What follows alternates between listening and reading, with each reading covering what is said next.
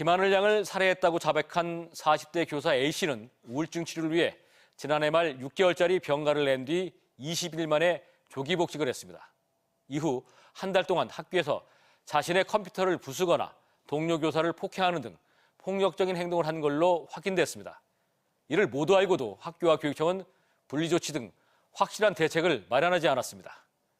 조용준 기자입니다. 미술학원에 가기 위해 돌봄 교실을 나선 8살 김하늘 양을 살해한 건 40대 교사 A씨였습니다. A씨는 지난해 말 우울증 치료를 위해 6개월이 필요하다는 전문의 소견과 함께 학교에 병가를 냈습니다. 하지만 실제 병가 기간은 지난해 12월 9일부터 29일까지 20일에 불과했습니다.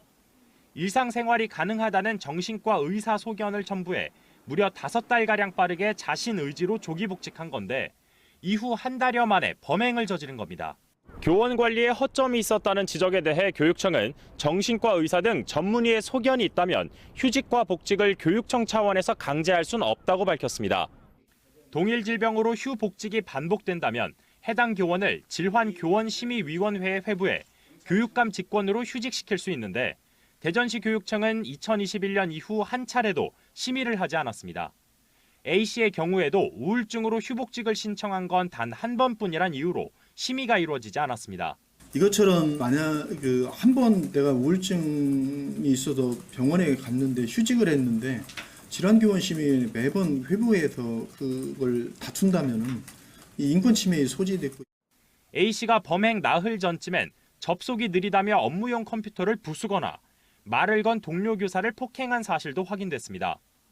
다만 학교와 교육청은 이를 알고도 단순히 A씨의 자리를 교감 옆으로 옮기게 했을 뿐 A씨를 대면하지도 않았습니다. 해당 교사가 매우 불안한 상태에 있기 때문에 학교 관리자가 간접적인 소통을 하는 것이 좋겠다라고 해서 대면 조사는 이루어지지 않았습니다.